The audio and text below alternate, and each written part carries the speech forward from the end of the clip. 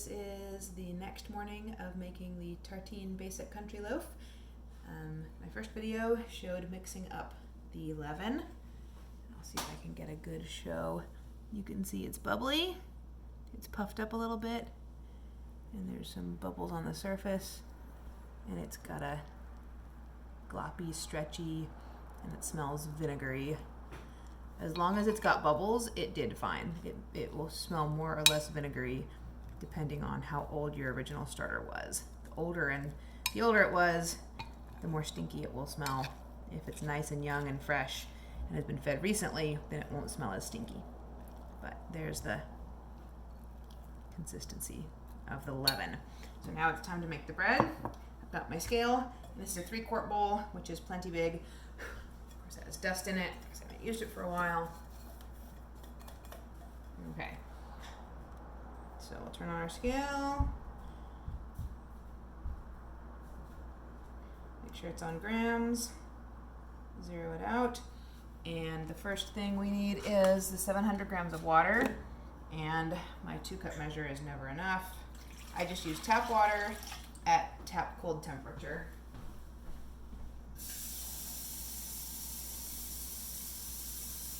If it was the middle of winter and very cold, I might use slightly warmer water, but room temperature water is fine. 700 grams. 680. 693. 702. Perfectly fine. And then it's 200 grams of the leaven. So we'll zero it out again.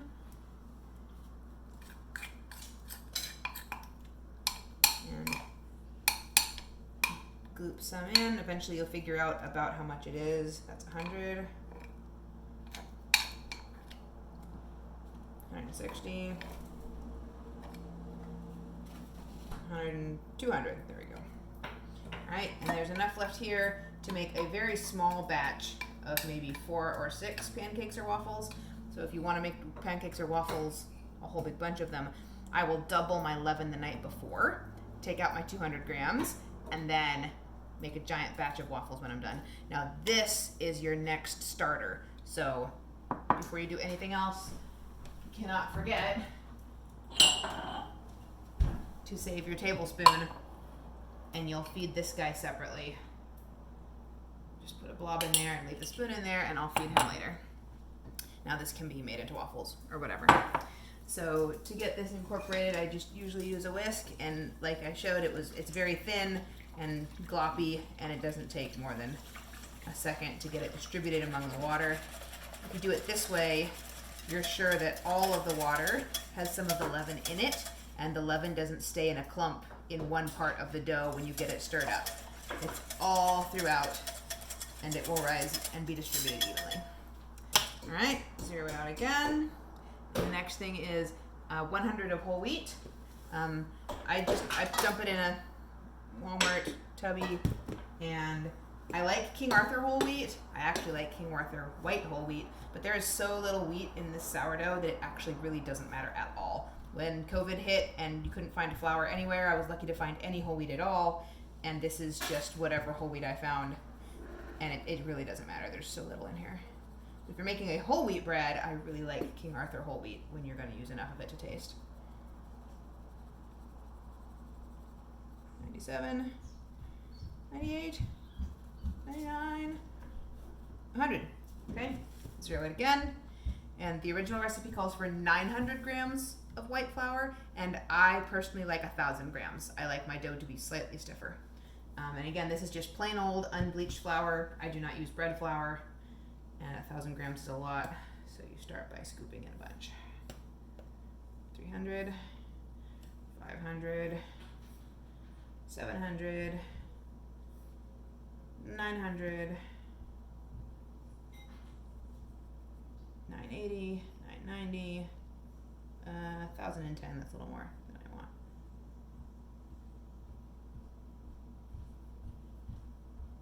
1,002, 1,001, might as well be precise. Sometimes it just doesn't matter. 1,000. There we go, 1,000 grams. All right, so now I've got water, leaven, whole wheat, and white flour in here, and that's all that goes in at this stage. Turn off my scale. And this is so big and so much that it really makes most sense just to stir it with your hand. So make sure your hands are clean, and I usually have a dirty hand and then a clean hand to hold on to the bowl with. So you literally just plunge it in and make a big pasty mess. Just start stirring in one place and just agitating it at the bottom, and eventually it all starts getting wet and gluppy. It's a technical term, gluppy, of course.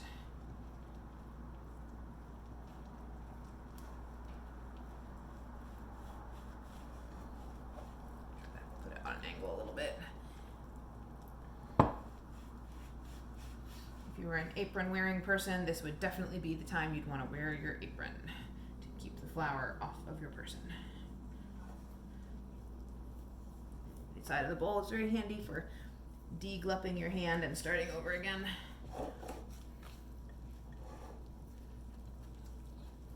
So this is actually the only time, well, there'll be one more time, that your hand will be completely covered in dough and making a mess.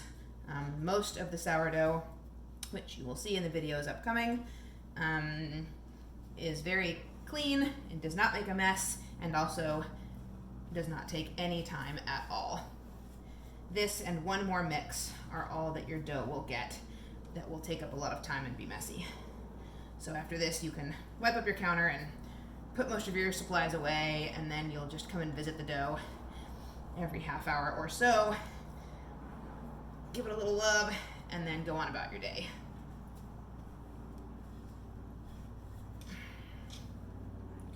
So you do just want to make sure that all the flour is wet. This isn't kneading. You're not doing any sort of a rhythmic stretching or anything like that. You are literally just getting all the water onto all of the flour. This is why a spoon just isn't worth it, because a spoon could not move through all of this without breaking the spoon. Some things are just much easier to do by hand. Okay, that's just about it. It will get a little bit of water in the next step after we rest it with the salt. Yeah. You'll get a hand and arm workout. There we go. I think I got the last of it. So here's my consistency of my dough. Very sticky, but definitely holds together in a wad.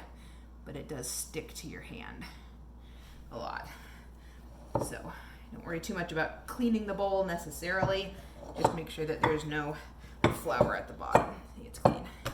All right, so now if you have the dough scraper, it's literally just a plastic little rounded sheet. That is really the best thing for cleaning dough off of everything. You can just scrape yourself down with it.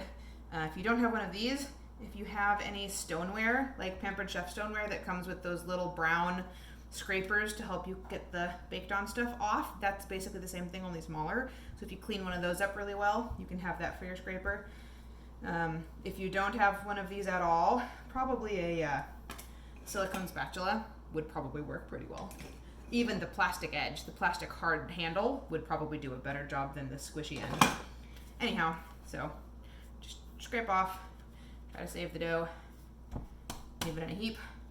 And that is the end of this step. This is just the basic mixing, mix, and we leave it. And we're gonna give it about 20 minutes, and then we will add in the salt and the water.